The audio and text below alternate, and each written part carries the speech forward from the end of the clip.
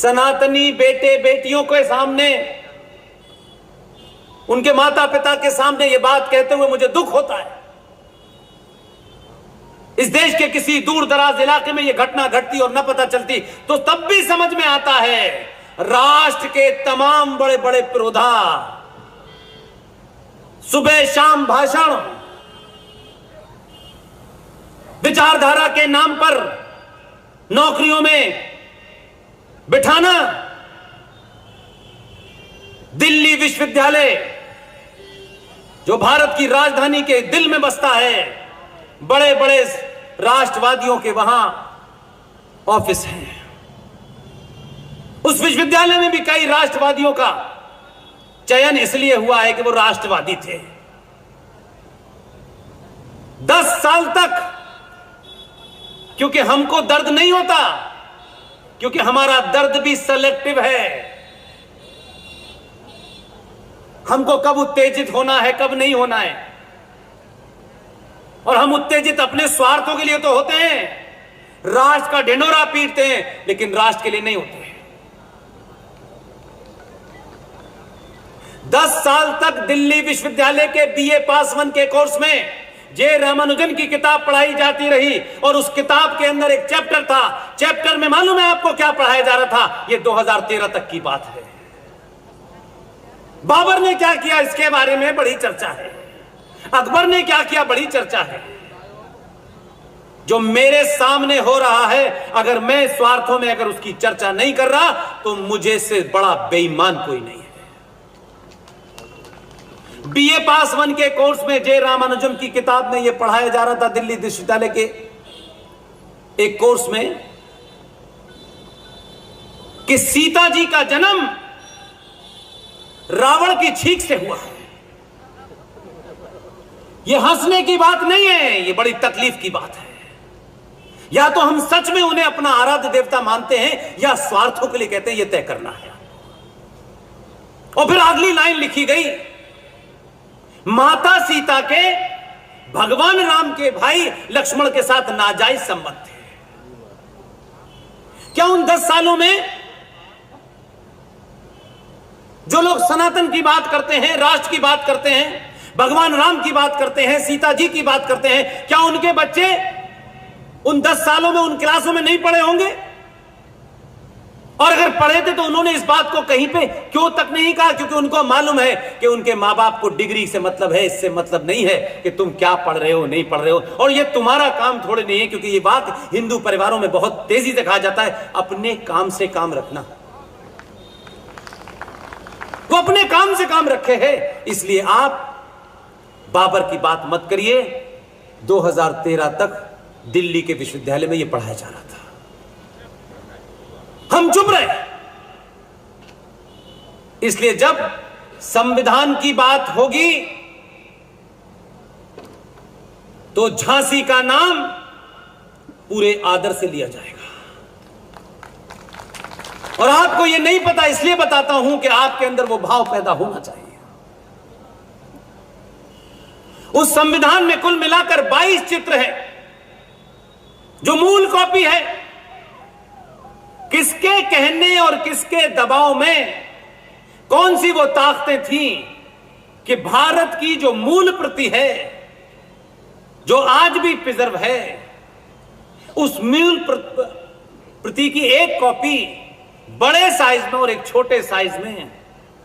मैंने कहा जब तक मैं उसको अपनी आंखों से देख नहीं लूंगा, किस नेता ने क्या कहा है इसमें मुझे पहले से भी यकीन नहीं है, और इस बात पे तो बिल्कुल नहीं है।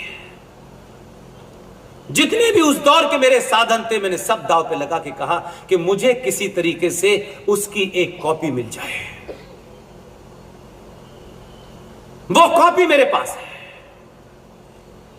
उस कॉपी में इस झांसी के लोगों को गर्व होगा कि आप देखिए कि वहां हर चैप्टर बटा हुआ है, उसको पार्ट में लिखा है, part 1, part 2, part 3, part 4। Bharat के संविधान का जो पार्ट 16 है, उसका पेज नंबर है 161। भारत के मूल संविधान की जो प्रति है उसमें चैप्टर 16 पेज 161 उसमें सब कुछ लिखा है, लेकिन ऊपर झांसी की रानी लक्ष्मीबाई की तस्वीर बनी हुई है।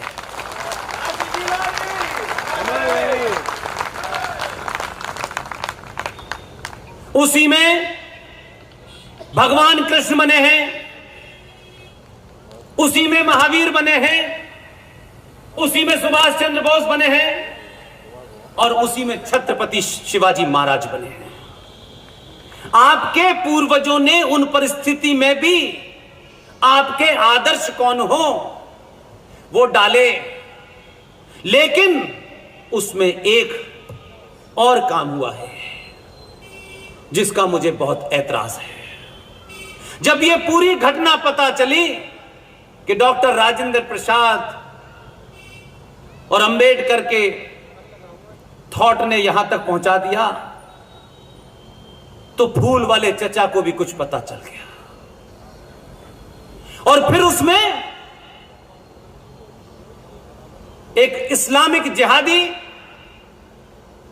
जो कर्नाटक के अंदर टीपू सुल्तान के नाम से जाना जाता है, उसकी भी तस्वीर डाली गई। फिर उसमें, क्योंकि हम इतिहास को वो पढ़ते हैं जो लिखा लिखाया होता है, जब लिखा गया कि अकबर नाम का एक राजा था जो बड़ा सेकुलर था, उसकी सेकुलरिज्म सिर्फ इसी बात पे थी कि उसने किसी हिंदू महिला से शादी की थी। लेकिन उसके सेकुलरिज्म पे हमने कभी यह सवाल नहीं उठाया कि यह कैसा सेकुलर था भाई, जिसने उस भूमि जिसे हम प्रयागराज कहते थे वहां उसका नाम इलाहाबाद रख दिया गया। उसकी तस्वीर भी डाली गई है। लेकिन फिर भी मैं इस बात में खुश हूं कि 2 जिहादी तस्वीरें उसमें हैं, लेकिन बाकी सारी हमारी हैं।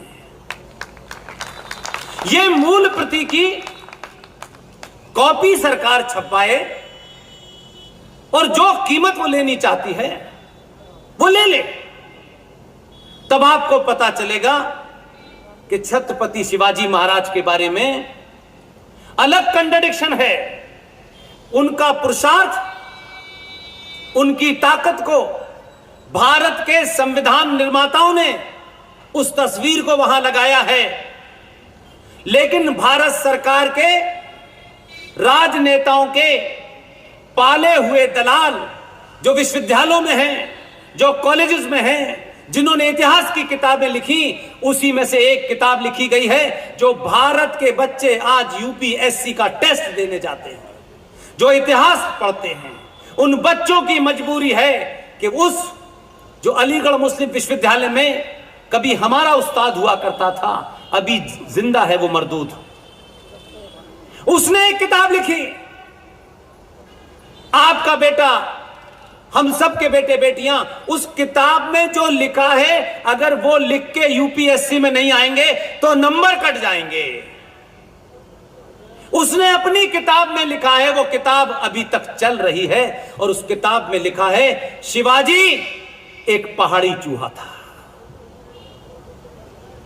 ये कंट्राडिक्शन है कि नहीं है? एक तरफ महाराजा छत्रपति शिवाजी ने, वो पहले शख्स थे जिन्होंने हिंदू राष्ट्र की घोषणा की थी, लेकिन इतिहासकारों ने तो उनको एक पहाड़ी चूहा लिख के बता दिया, खत्म। इसलिए आपके बच्चों के दिमाग में वही बसा हुआ है, इसलिए वो आपसे तर्क करते हैं कि किताब में तो ये लिखा है, मां आप ये बता रहे हो, पिता आप ये बता रहे हो, हम कैसे माने? तब हमें उस ओरिजिनल सोर्स पे जाना पड़ता है। इसलिए मैं कुछ कुछ बातें आपके सामने रखना चाहता हूं, जिससे कि आप आज वर्तमान की जो चुनौतियां हैं वो कैसे लड़ सकते हैं। इसमें हर हथियार, और जब मैं हर हथियार कहता हूं तो कुछ लोग सोचते होंगे बंदूक तलवार की बात कर रहा हूं, इसमें हर हथियार जायज है। पहले आज से जब यह तथाकथित इंग्लिश व्यवस्था नहीं थी, तब भी हमारे गांव में एक व्यवस्था थी। गांव का कोई भी आदमी, उसकी जाति क्या है यह नहीं देखा जाता था। गांव में किसी लड़के ने या किसी लड़की ने कोई ऐसा कृत्य किया हो जो उन मान्यताओं और परंपराओं को ध्वस्त करता हो, तो सबसे पहला यह होता था कि उसका हुक्का पानी बंद कर दिया जाता था। करते थे कि नहीं करते थे? फिर उसके बाद उसे गांव से बहिष्कार किया जाता था। करते थे कि नहीं करते थे? तब आईपीसी नहीं थी, यही व्यवस्था थी। मेरा आपसे निवेदन है, आईपीसी आ गई है, आईपीसी सरकार लागू करेगी। समाज एक बात तय करे, जो लोग मेरी बहन बेटी को छेड़ेंगे, जो लोग मेरी मान्यताओं और परंपराओं को गाली देंगे, जो लोग देवी देवताओं का मजाक उड़ाएंगे, उनसे कोई संबंध नहीं रखना है।